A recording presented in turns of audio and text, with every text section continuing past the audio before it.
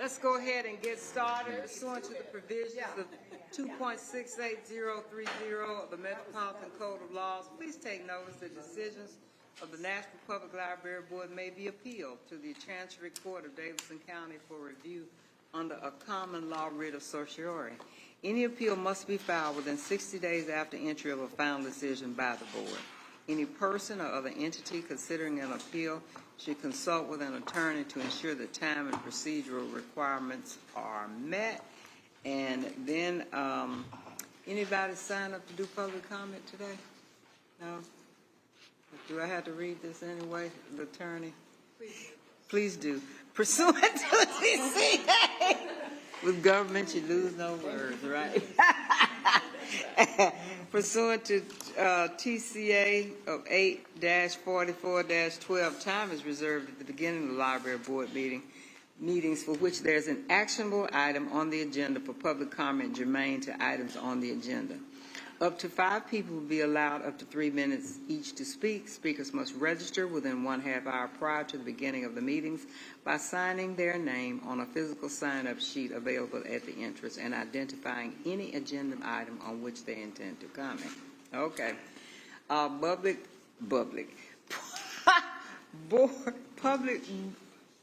board chair comments. My brain is adjusting from one meeting to the next. I'm trying to figure out where I am and what I'm doing. Okay. We just want to thank you all for being here. As you may notice, Terry is not here. Her father is gravely ill, and so she has been called home. So just keep her in your thoughts and prayers, and I guess she'll be telling staff any progress, or she'll let us know, but she's in the place where she needs to be. And I want to thank Lana Bolajak for doing the board, the training, and everything, and Miriam.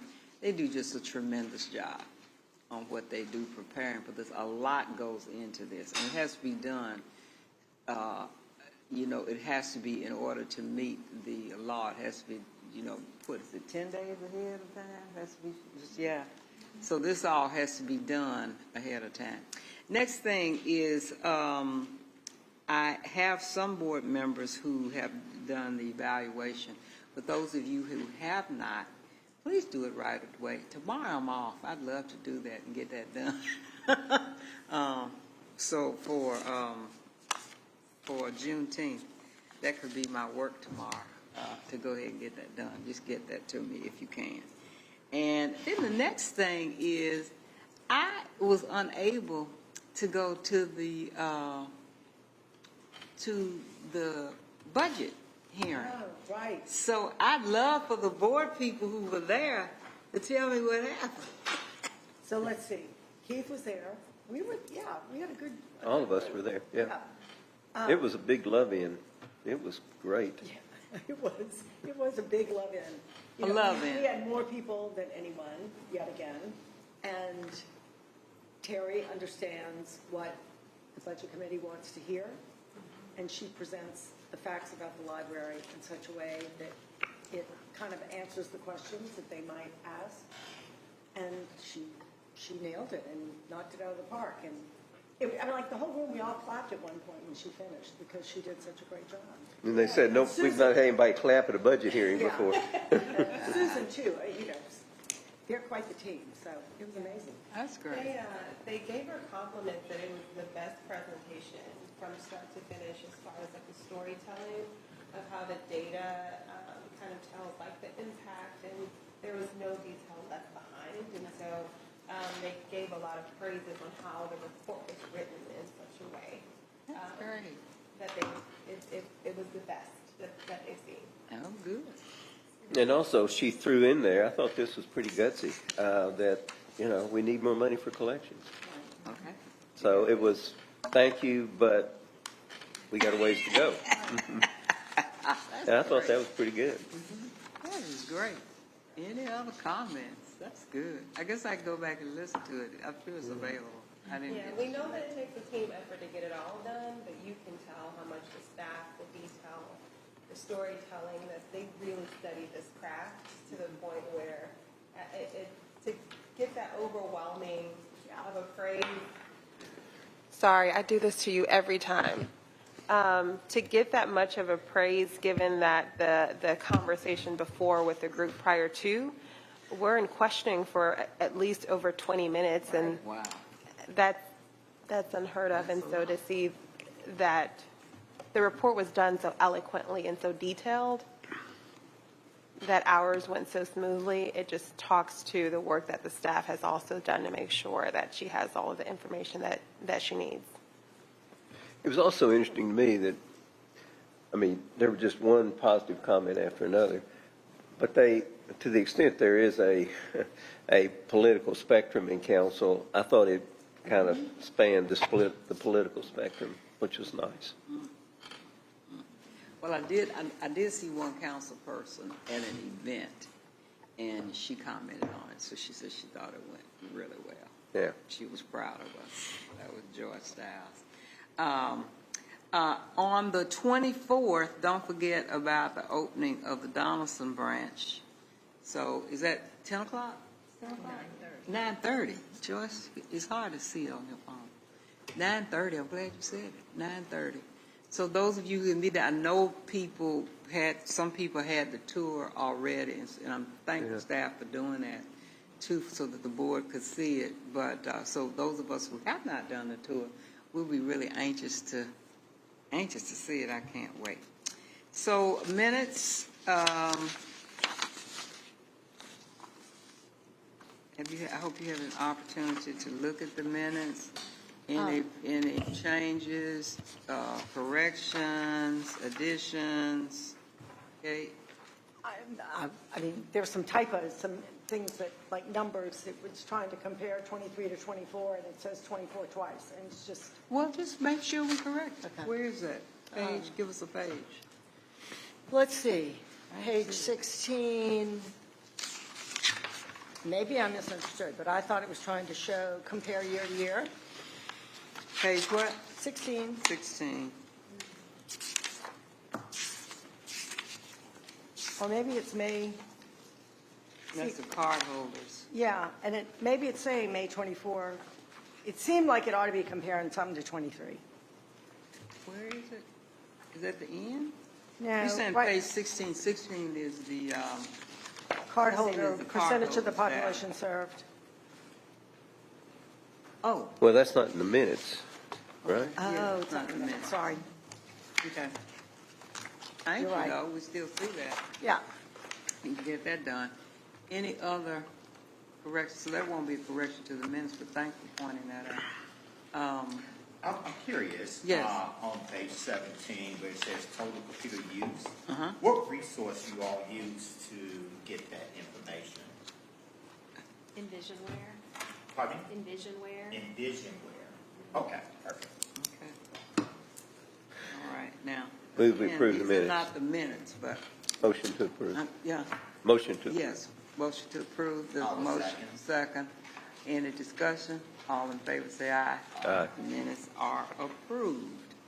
Okay, next is, Linda is going to be giving the report today on Lou Terry. Go ahead. Good afternoon. On behalf of our interim director, Terry Luke, she would like to relate the following information. She wants to say a sincere thank you to everyone who attended the Metro Council budget hearing. She appreciates all of your support. We've already mentioned that Donaldson is having its grand opening on June 24th at 9:30. Summer Reading Challenge is from June 1st through July 31st. Join us for the Summer Reading Challenge. We want everyone in Nashville to participate in this program. We are already at 38% of our patron registration, so we're starting off with a bang. Your Mind Matters podcast. This mental health initiative hosts conversations with local mental health advocates on various topics through a mental health lens. It is hosted by Bassam Habib, who is our Be Well coordinator, and Lana Bolajak, who is an assistant to me.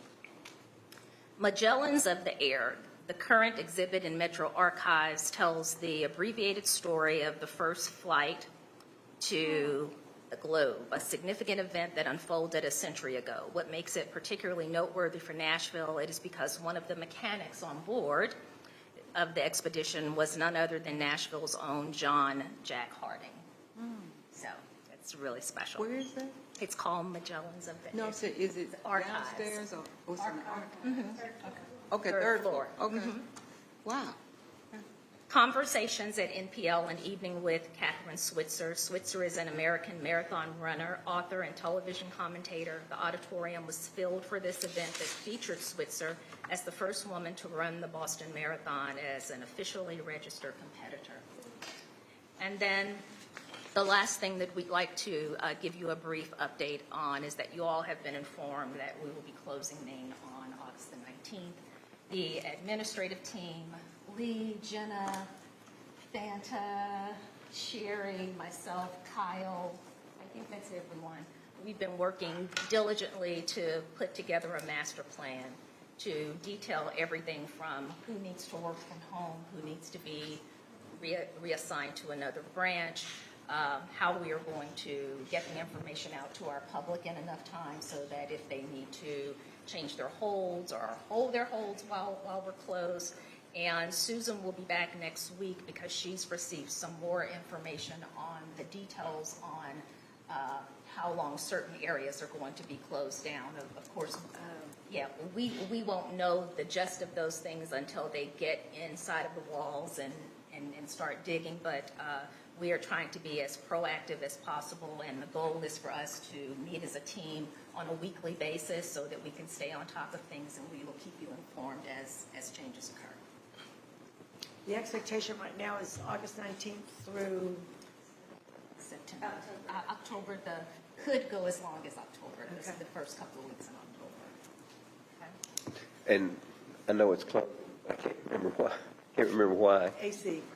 See the air Okay. conditioner, Any PR plans? Where's PR plans for pushback and everything that happens with that? Yes, so we'll approach it from an issue. Speak up a little bit. Yeah, thank you. Please. Is this okay for us? So we'll approach it from a customer service standpoint, just the nuts and bolts of what people need to know, but also from an issue management standpoint to really try to explain why this is needed, why it's this long, what people can expect, who people can call for more information, always have a real person who can take feedback. But we have a template from other extended closures, and we'll Okay. just build on that one. Mayor's office knows. Yes. Councilperson knows. Yes. Joy Also, knows. Kyle had let the Office of Homelessness know as well, because, we want anybody, all the groups who usually partner with us, we want everyone to know. Wonderful. Yeah. Okay. Does it affect the restaurant? That I don't know. We'll have to ask Susan whether the retail space. Oh, wow. Yeah. Mm-hmm. I think that's not its own unit, so I think they're. Okay. Okay. What'd you say? It's on its got own. their own. Not a They have zone their own. area Yeah. unit. That's great. Okay. With that revenue. And the last thing she wanted to mention is to make sure that you all vote on the two resolutions before Nadine has to leave. Yeah. Okay, Okay. all right. All right, that's. Well, let's get started with that. Thank you so much. You're welcome. And so we have the Special Collections Book Donation Form that we talked about last time. So, Kyle, be wherever you want to be. I think the people who are taping, that's the only concern, they hear you. So I'm not sure which page the 55. book donation form is on. I wasn't notified of that information. Do you know what page that is? 5-5. Okay. All right. So this is to bring clarification to the Special Collections book donation form. Previously, it was. Actually, let me just read this. So previously, when Kyle was here last time, it was for any book donation to the Special Collections Division must first be donated to the Library Board and have the Library Board's approval for acceptance of the donation on behalf of the Special Collections Division. What this book donation reformation means is that this builds a direct relationship between the Special Collections Division and the person donating the book. The process on how that works is once book donations are proposed to us, they are given to us, and we decide upon that via the acquisitions team. That must be in alignment with the special collections development policy, which was presented to you by me at the, I think that was Bellevue, which got approved. So anything that is in alignment with the special collections development policy, we will accept.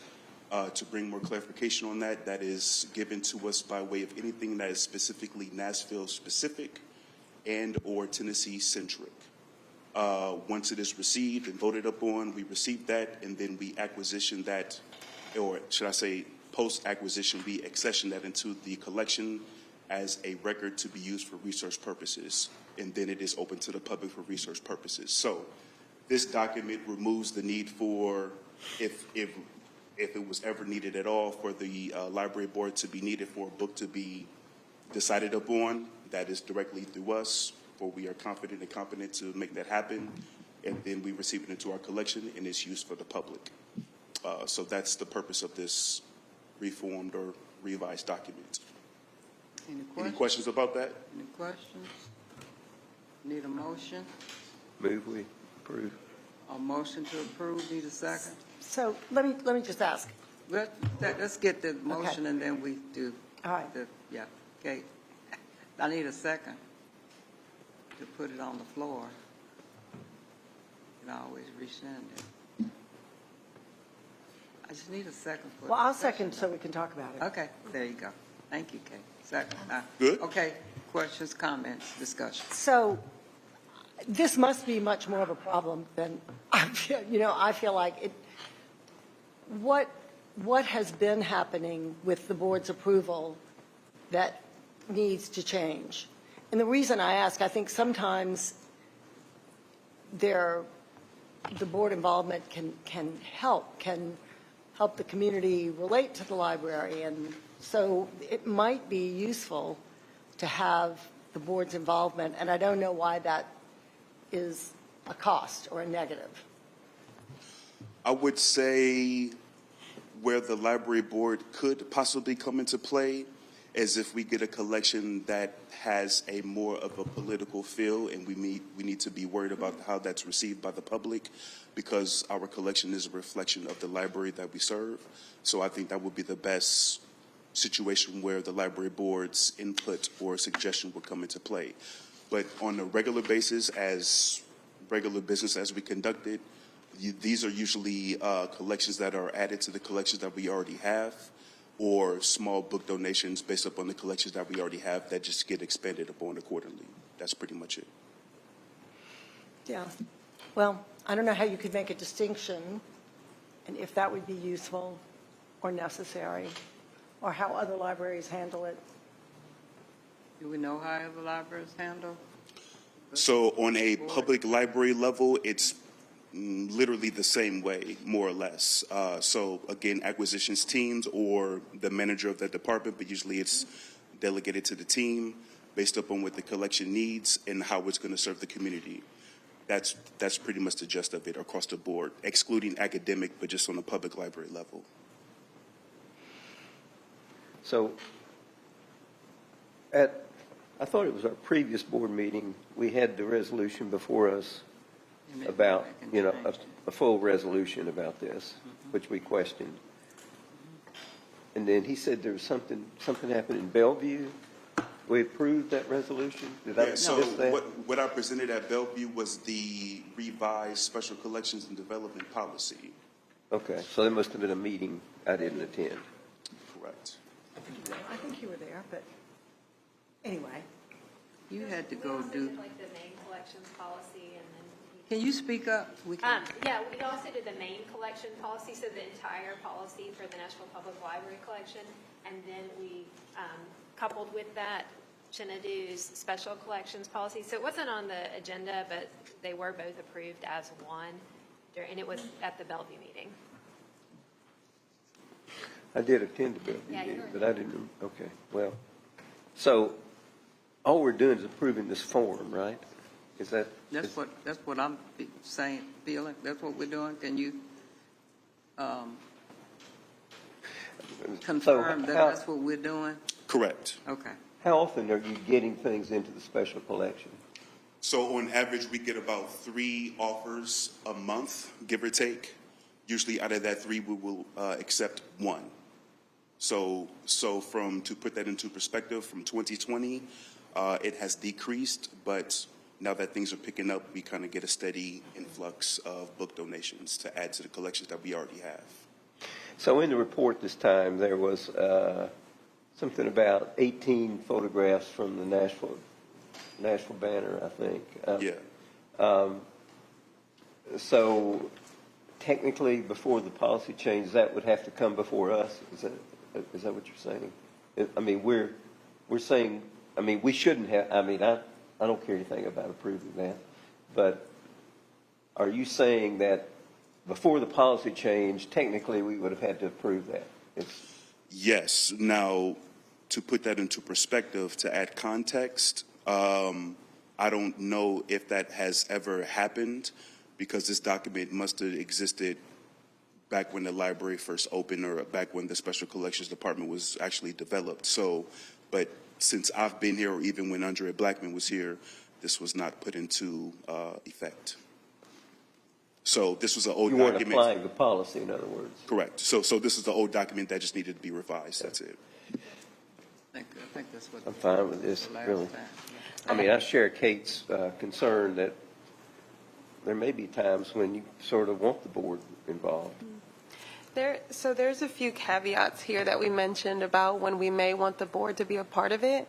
My only, amendment here is that can we clarify that on the form, because we talk about it here, but it's not found on the form, that if it involves, anything that regards nature of, whether that is the amount, whether that is, dealing with some type of, politics and things of that nature, as you mentioned earlier, can we clarify what is the caveat that calls for the board to have an oversight over that process? So would you want that on the form, like maybe on the form, If- say referral to board with a reason why it's being referred to the board? Yeah, and just to make sure that it's also in alignment with the policy. So if that means that we need to go back and take a look at the policy to ensure that that language is a part of it, I just don't have the policy in front of me to take a look at both the form and the policy to make sure that there's congruency within language and practice. And so that's, Staff, body language, tell me what's going on. yeah. So, go ahead. Am I missing the mark here? Say- I think that should be the library's decision when we should bring it to you, when we think we need the support for that. And that could vary different times. But traditionally, library boards are not involved in the development of collections. So I think what. Well, I don't Correct disagree me with if I'm that. wrong. Collections in general, absolutely. I mean, you all are the experts about Yeah. that. I mean, we have a collections policy, that's fine, follow the collections policy. That doesn't need to come back to us. I'm just thinking of, extraordinary pieces that come to the library. And traditionally, I think we have done that. Anytime there was a collection, like Chinadu said, that was maybe of political significance or something, we have consulted with the board. We've brought that to the board to present it. It was never done with total approval of the board. It was not something that was voted on, but it was something that we sought your input on. Yeah, and awareness. Yes. And that to me is a possible missed opportunity. The things you talk about when you talk about the library are the voting rights room, the Votes for Women room, and the civil rights room. Like in the community, those are very easy to relate to when you talk about them. And if there were another something that was maybe available to the library that we could capitalize on, we just hate to miss that. And we're all like-minded in terms of wanting this library to be the absolute best. Right. So I guess the primary question is, why the need for the board to approve the form when you do forms all the time? Are we down in the weeds to approve a form?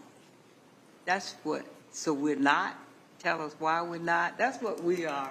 That's what I'm grappling with. I don't know if. I hear that it's a policy versus practice conversation. Yeah. That this is what policy says, but in practice, we do something different. So you want to make sure that the forms are in alignment with practice. I get that. Yeah. But right now, if we're talking about that the board steps in or they get, or they get to consult with, not maybe, approve, but consult with, just make sure if our goal is to make sure that policy and practice are in alignment, to include that language, because it's nowhere in this form, and I don't have the policy in front of me. And so it goes against what we're trying to do if we're just talking about, well, this is when we, in practice, have let the board know. I think that's great. I think also sharing that in the policy so that it's in alignment. Go ahead. Travis was just. Yeah, well, I was just going to say, to me, it's just operational. It's not really a policy. Correct. That's why So I we concur don't with need your to- observation as far as the board being And we- involved. And I want, I'm wondering, because we don't really want to make it a practice of doing your job. Right. Yeah, the policy is the collection and development. That's in alignment with Metro as it stands. This, as the gentleman said, is simply a practice. Okay. No more, no less.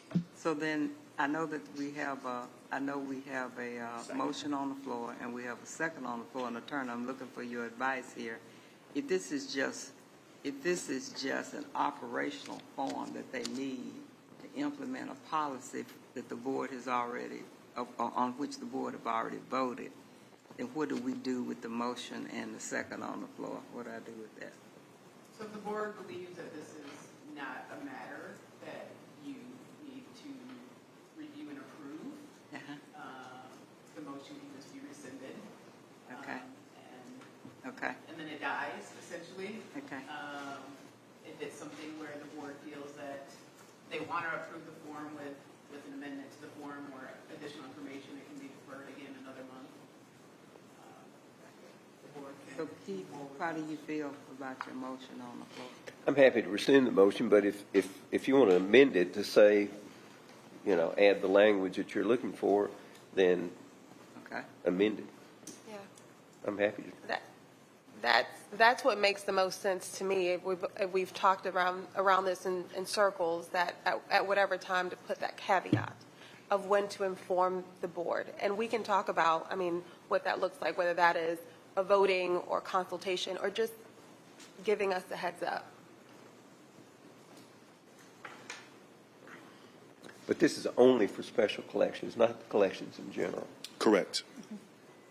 So the motion as amended would be, we are voting on this form with addition of informing the board for special collections why the matter is being brought to the board for approval. We can clean up the language, but that's essentially. So I guess my question to the board and to, excuse me, my question to the board and those looking for the form to be amended is, do you want to just verbally state your amendment, what you want that form to be amended to, and approve it as such, or would you like to see the form amended and it come back to the board? Those are two separate actions. Yeah. We've seen it I twice. I think we should, We've seen it twice. I'd like to amend my motion to include the language that Nadine is talking about, but we don't have the exact language in front of us. I'm happy for you to just Share talk the with him language. afterwards about, or, offline at some point, and put the language in there. I don't think it needs to come back to us. I don't mind to do that. Okay, so we have an amendment, so we need a second to that amendment. Okay. Second to Nadine's amendment to include a statement for why a special collections item is being referred to the board. And just to clarify, it is Mr. Simmons' amended motion. Yes. Okay. Mr. Simmons amended motion. We need a second to the amendment. Second. Okay. All right. So we now have an amended motion on the floor to approve this with the amendment to bring any questionable item to the board with the reason for why the reason for the referral. That's all in favor, say aye. Well, you're voting on the amendment, right? You were voting on the amendment? Aye. Yes. Aye. All opposed? Abstain. One abstention? Okay. Well, we got a quorum, we're dealing with a quorum, 1, 2, 3, 4, 5. And Katie's not here and Terry's not here. Why don't Terry we- can't vote. But I'm saying her input, Yeah. maybe, I was going to say, let's look at them both together, the two documents aligned next time. Sorry, give me, we have a vote on the floor. So All right. Yeah, from conversations, yeah. we have So we 4 have ayes. one. All right, let's do this. Three, four. I rescind my motion. Anybody wants to make a new motion, make it. You withdrawing the motion? I withdraw the motion You withdrawing the motion? and the amendment. I see, it sounds like we need, I think we're getting too down in the weeds. yeah, I do too. More complicated. Yeah, so Why don't we have the board, why don't we have the staff look at it again? Now, we still have the motion on the floor. We have a The motion. amended motion on the floor. up for vote. So, Can I withdraw my motion? well, you're right, you just withdrew the motion. Okay. So we want to kind of take it back again and talk about the why, keep it in the purview. Seems like we want to keep it in the purview of the staff, because that's the staff job, yes? So technically, we had a motion and amendment, and we had a vote on that. Right. We had one abstain, but the vote did pass. Uh-huh. So now, Got to go back to the can we main please motion. motion to withdraw the previous action of the board? He has to make a motion to withdraw his previous. Yes. If he withdraws his own motion? Yes, so, yes. Whatever He you want to withdrew do. his own motion. Why don't we vote on my motion, but everybody vote no? Yeah. But we already had the vote. I'm sorry, I'm not trying to complicate things. Right, I just no, that's why you're We here. had the vote on the motion, We know why, yeah. so the action We're clear on passed. that one, that you're here. so the action passed. And so the board can basically, in this same session, vote again to withdraw the motion, and then, as stated, if you guys will just defer it, the chair can just defer it. Okay, so we need a motion to vote against withdrawal? A motion to withdraw the previous action of the board, please. Okay, so I need a motion to withdraw the previous action. I will move to withdraw the previous action of the board and ask staff to just clarify it, because and we'd love to be totally comfortable with what you all would like to do. Okay, second, need a second. Second, Withdraw. second, The second, action, second, well, we second. have a second. Any discussion? All in favor to withdraw the previous action? Say aye. All right, Aye. All opposed? Abstain. Have one abstention. okay, so Motion we're starting carried. all over, right? Motion carried. Okay, so we'll start. So that, And then, Chair, to clarify, this is being deferred to the okay. next meeting. So we'll defer this until the next meeting. Have staff discuss it a little bit more. I think just the main concern is, let's keep the board hat with policy hat, and let's keep staff with operation hat. I Yes. think that's what the concern is. Otherwise, we are approving every form that comes to the library. Okay, so next item is interim salary increase. That's on page 56. You know, we have to approve the director's salary before July 1. And here's you have your background and discussion. And so we know that her salary, now we know this is in our purview. We have to approve the salary of the director. And Metro Council has proposed a 3.5% increase effective July 1. And you know that her salary was set, but she's not a civil service employee, nor is she entitled to any kind of increase. So thus, we have to approve her salary. The recommendation is to do a 7.4 pay increase if funding is available. I had the opportunity to look at all of the Metro salaries, everyone from chief of police on down through every department. And I did also look at other departments and budgets and number of employees that they, that people supervise, and felt that this was then in line to bring her up to where she needed to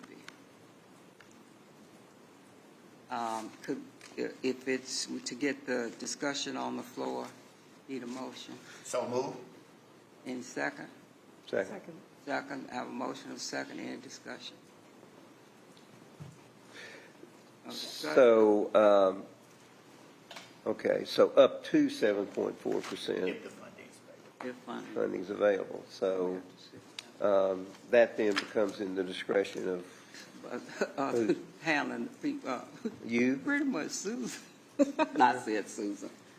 And Susan is not at this meeting, but she has seen all of this information we've been discussing. She thinks that's possible. And we think funding is available. Okay.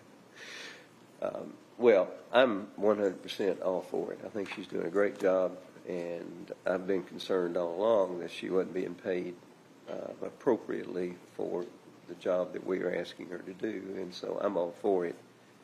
I hope it will be 7.4%, and I'm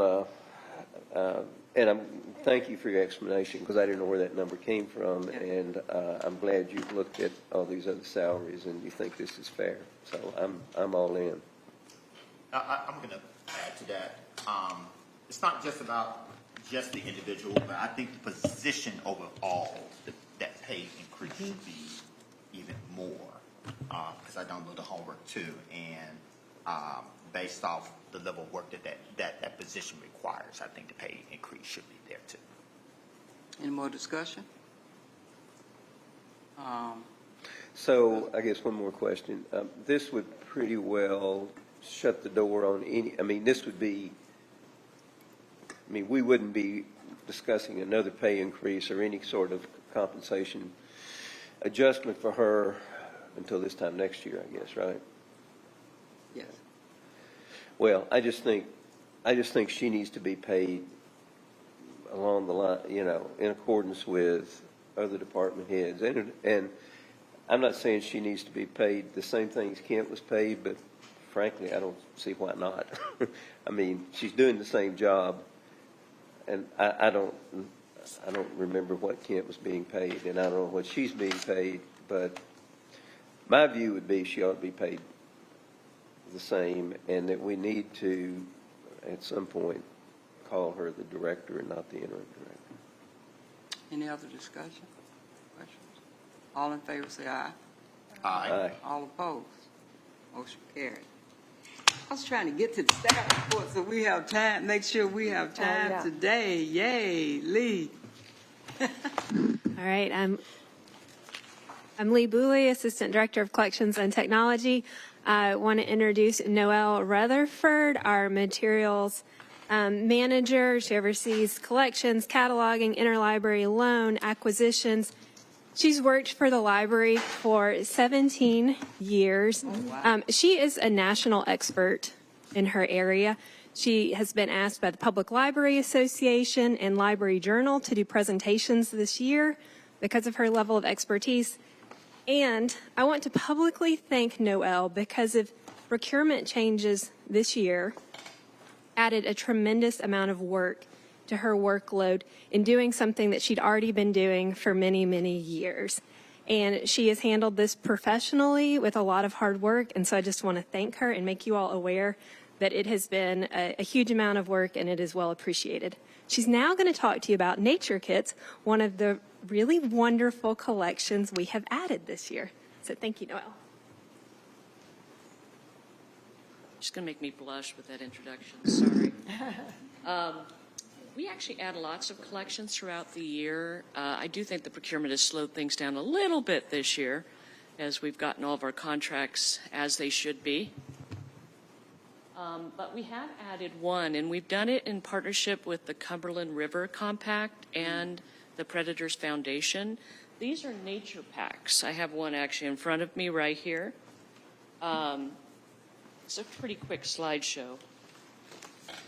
What they are backpacks that have 4 different themes: insect, creek, urban, and tree exploration. They're for children, though they can be for all ages. We were very careful to make sure that we had explanations, instructions that are in Spanish, Arabic, as well as English. Activity ideas also will be included. And there's even a QR code for customers that can tell them about their adventure. There's at least one book with every kit. That was kind of my insistence. Appropriately themed. That'll focus on identification and activities for the whole family. And then most of the equipment's geared towards, like I said, upper elementary. It can be for anyone. We're going to have these at Donaldson, Goodlettsville, and Southeast branches. And they are reservable, though, and can be picked up at any location. The reason we have them at specific branches is they do require a little cleaning sometimes, because they're going out into the woods and creeks and stuff. We wanted to make sure that the branch where they're going to be housed are able and willing to clean the kits when they come back. And then they can check out for a fairly long time, 6 weeks, though we don't allow any renewals. Every kit's going to come with a list of contents that makes it easier for circulation staff. Most of them are going to have binoculars and a hand lens. Some of them will have, in this case, an observation jar, a book, containers, etc. They're all a little bit different depending on the theme. Everything we have is very sturdy, non-breakable, very child-friendly. And they have ideas on what you should do when you go out on these hikes and see nature. That's it. I really say we could not have done this without the Cumberland River Compact. They came to us with the idea. We didn't go to them. We had welcome ideas, especially when they put the things together. My staff are very grateful. They also will supply some replacement pieces in case things go missing or get damaged.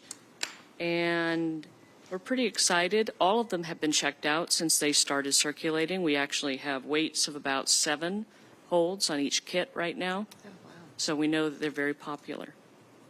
And How many are there? We have 6 kits on each theme.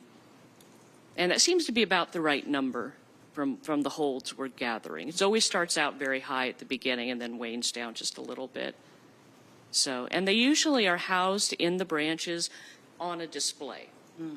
It makes it a lot easier for families coming into the library to actually discover these because they're a fairly unique collection and you don't want to just put them in a back room.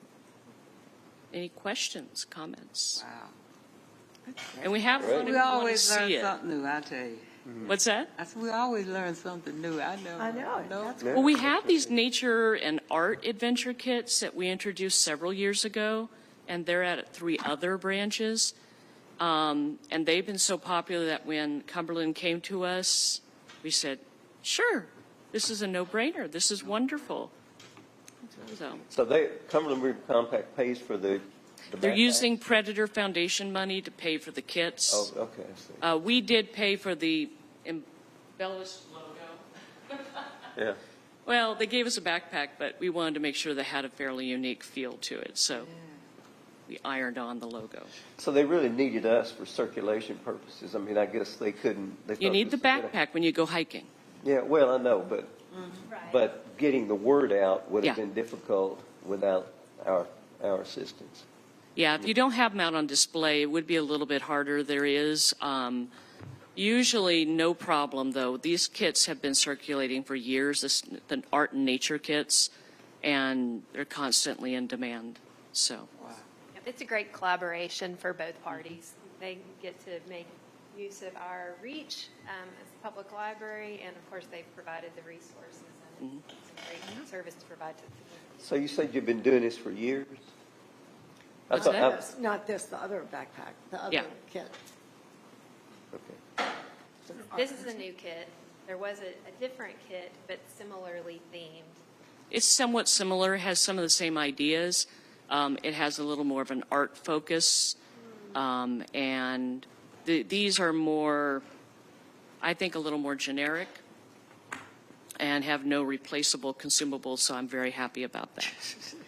Who's the art partner? You can actually draw, and there's a notebook that you can keep drawings if you go out into nature. But what organization came to the library and said, please do these kits, or did we just do those? Well, we could accept them as long as they meet some parameters. So, She means with the kits that already exist for the nature and art. Did we work with another organization? no, we came up with that ourselves. So we started this, and I'm trying to remember who introduced the idea. It was quite a few years ago. One of our branch managers had this idea. Jenna, do you remember? I don't either. I think Catherine Bryant maybe, or maybe. She's not with us any longer, but it was a wonderful idea. We do have a form for any staff member to propose a new collection, and I think it came through that collection proposal form. And we meet Materials Management Committee, we evaluate these collection ideas, and then the reason we have to meet is sometimes they have to meet certain practical parameters.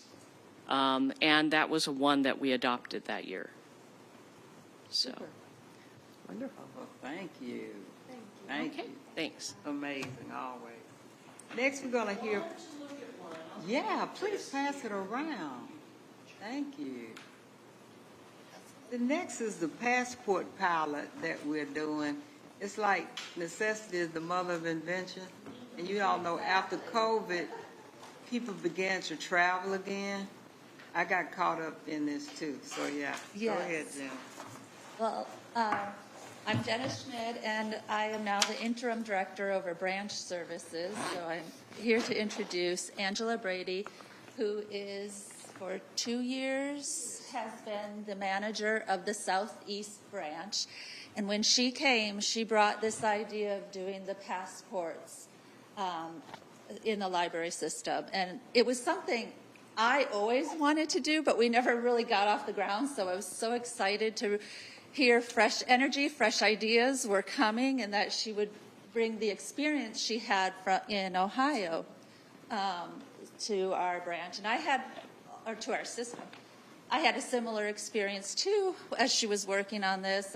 My children who are now 18 needed to get a passport, so they have to go in person. Well, you try to get an appointment to do this. I had to wait about 5 months before I could get them in. So we went out of state. It was easier to go out of state to get their passports. But now we're going to be part of the solutions. Angela. Great. We are the solution. Thanks for this opportunity to speak to you about our brand new offerings at Southeast. About a little over a month ago, we became a federally recognized passport acceptance agency. Yay. That's amazing. In the time that we've been an agency, we have accepted nearly 100 applications. So we started on May 13th was our first day of starting the process, the applications. And if we count yesterday's, I think we're at 97. So we've probably hit 100 today. Since I'm not there, they're still processing.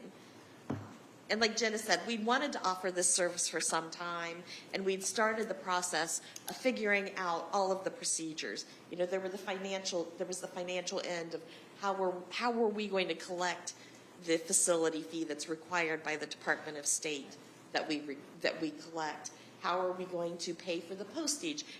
All of these factors that went into we had to figure out how we were going to do before we could even move forward. And once we were ready to start rolling, we got a call from Kristen Topping. She is the director of the constituent services of Andy Ogle's office. And she wanted the library to become a passport acceptance agency as well. And I said, well, guess what? We're already in process of this. And she said that the first thing when someone becomes a new citizen, the first thing they ask is, how can I get a U.S. passport? And so now she can refer them to us. And especially being in Antioch, we have such a wonderful mix of people and presentation. Having the Passport Acceptance Agency there has been fantastic. So once we were ready to roll, she contacted the Charleston Passport Agency, our center, and we got things moving. We started training. Now we have 5 agents at Southeast. We've all completed the training.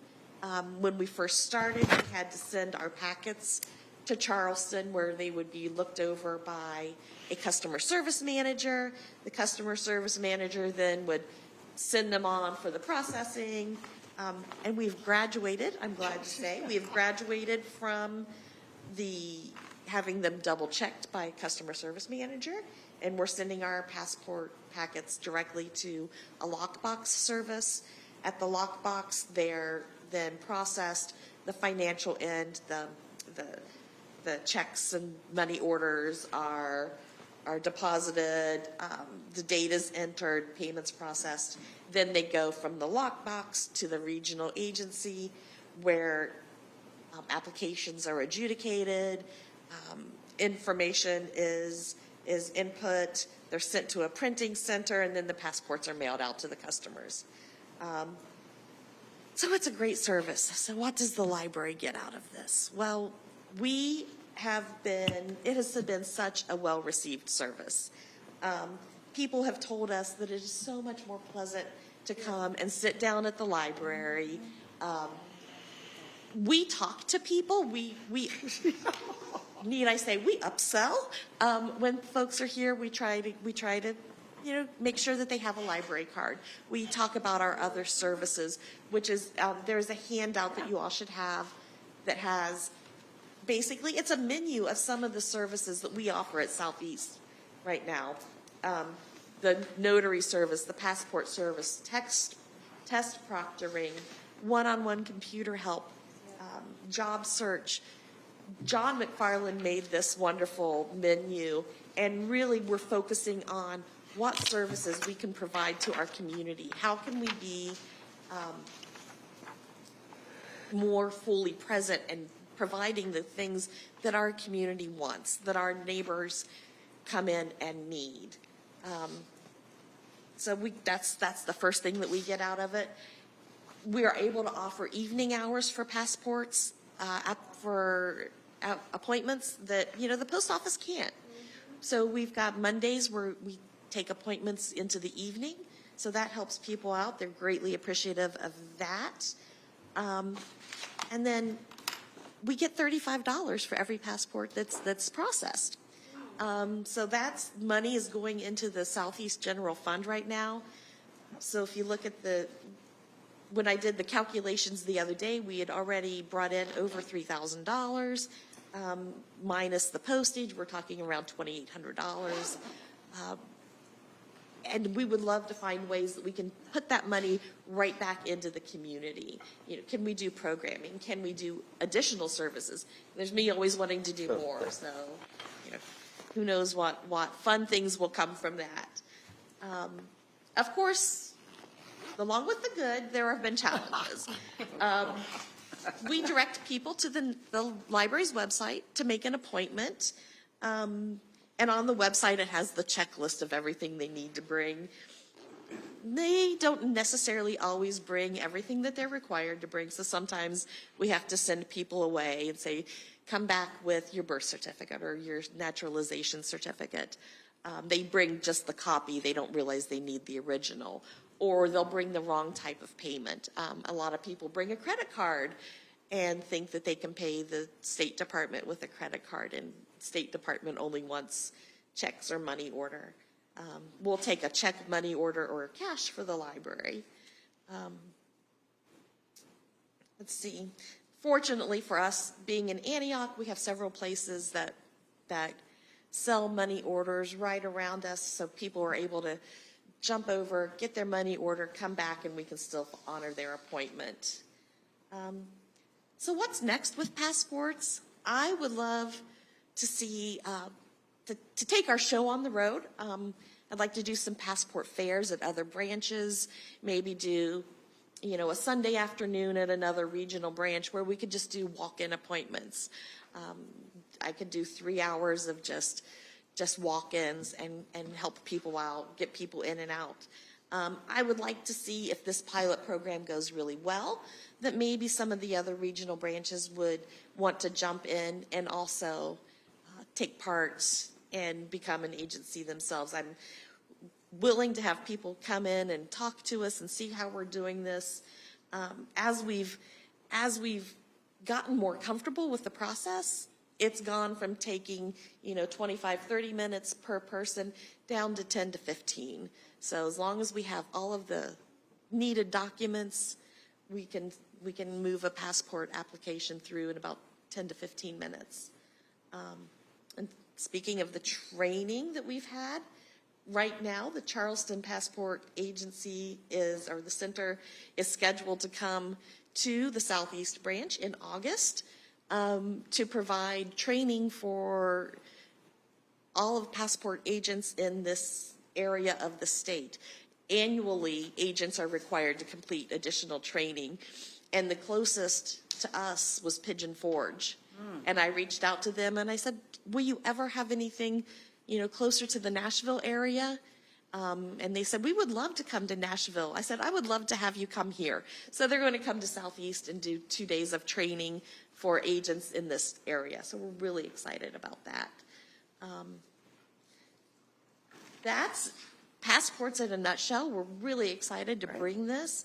Like I said, we're really focusing on services at Southeast and providing what the community wants and meeting those demands. So if you had any questions, I'd be glad to try to answer. Such a needed service. Any questions? Yeah. Can you start doing real ID? No. So and we don't take photographs either. Oh, so you have to show up. You don't have to bring take your photographs? photographs. Okay. Yeah. So The post office doesn't Just either. new. We will look over, Noelle asked if it was just for renewals or just for new passports, or could we do renewals? We will be glad to look over your renewal application, but you can send that in directly yourself. You don't need to go through us. Okay. So, for the funds going to the branch, is that consistent with other government agencies? Like, what does the post office do? Did that go to the? I don't know what the post office does. that's- I know at other public libraries, it's the same. I came from, I worked in Cincinnati Public Library where we did passport services, and it was the same procedure. Right now, like I said, it's going into our general fund. So we're just kind of sitting there watching it, thinking up ideas. And if other departments or other branches decided to do this, maybe we would have to rethink of where the funds go and how they're dispersed. But for now, Nadine? Yeah, I wanted to ask, have y'all done any outreach to any universities that could even partner with us? Only because there's so many students that are looking to study abroad within their second and third year, and so it could be a great opportunity to really open up those doors, and as students are considering Nashville. Well, and especially we've got Nashville State is pretty much in Right our there. parking lot. Again, we've just started this on May 13th. It's definitely it's definitely in the plans of reaching out.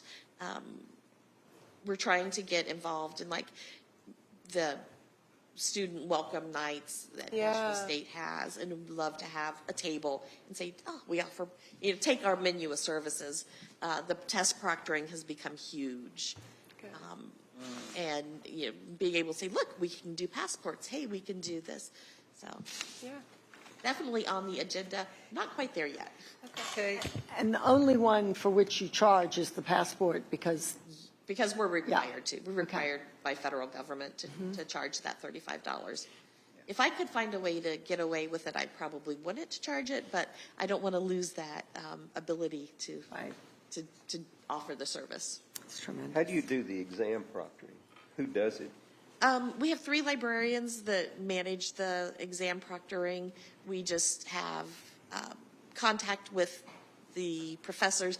The student will contact us through the website, and then we will give them our information. We will look at our calendars to see if we're available, the dates they're interested in. Then So I'm not clear how that, so this would be college? college. It's usually college students. It can be. And they can come in and do an exam online, and you make sure that everything's okay? Right. Usually what has been happening is it's a written test. The professor will send the proctor the written test in advance. We'll print it. We'll have it for them. We'll time it, make sure that they're using only the required materials or the allowed materials. And then at the end of the exam, we'll scan it and send it back to the professor. Verify Wow. that there was no cheating. It's amazing. It always amazes me how creative and flexible you all are. Thank you. There's a lot. Well, going on. Thank you Thank so you. much. It's always something that the community needs so badly. Wow. Joyce can also, Yes. you know, we have a wealth of information in this report that comes out each month. And honestly, I don't always read it. But I did read it this time, and, you know, somebody puts a lot of work into that. That's what she was saying earlier. Yeah, and it's good. It's interesting. I mean, you know, I learned something when I read it. So, What'd you learn thank this you. time? What'd you learn this time? Well, I saw, And I know. I read the thing about special collections and the negatives that were photocopied, you know, not photocopied, whatever you call it, digitized. All of this is so important. When you said that, it was, so I'm on the foundation board too. And this month we had to do thank yous to people who had given to the foundation. And I got to talk with a man who, I want to say he was 80-something years old. And you know why he gave money to the library? He came to the library to get a copy made from the, what do you call it, copier, in the teen section? 3D printer? The 3D printer. I couldn't get that out of my brain. The 3D printer. And at the time he did it, there was only one 3D printer. So whatever he was having to get printed, he was in line for.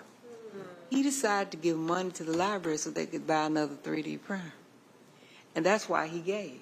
So That's something else I learned, that you can make the piece for your glasses, or fix your glasses that are broken because you can do it with the 3D he cannot printer. come to the library, and so, but he still gives, even though we now have more than the one 3D printer. So the staff, the services, you never realize how that translates into more support. I had a lovely time talking with him. I mean, he used to bring his children, and he noticed that was a need. So the service always springs from what the need is. And people will give to that because they know somebody else might need that. Yeah, Nadine, you were about to say something? No, I'm in agreement. Yeah. Goes back to the passport, you know, Yeah. and the That's amazing. cry It's for help. amazing. You don't get Yeah. the same services at a library sometimes that you would at a post office. So. Do you ask me Oh, if you I have a don't library stand card in before line. you help me? Wait. We just try to work it into conversation. Okay. Well, motion Well, to I'm not adjourn. kidding about the real ID stuff, because, I mean, it's hard to get a real ID, and you know, the rush hasn't even started yet. And as far as I know, there are only 2 places in Davidson County where you can get it, I think. You go downtown, I did that. Downtown or Hart Lane, and Well, I have a motion to adjourn. Okay, And there sorry. needs no second. So we adjourn. Goodbye. Have a good, happy I Juneteenth just want to get my real tomorrow. ID point in. Juneteenth tomorrow. There are fireworks at, Fort Negley. the park. Which park is it? Fort Negley. Fort Negley. NECAT's live broadcasting them on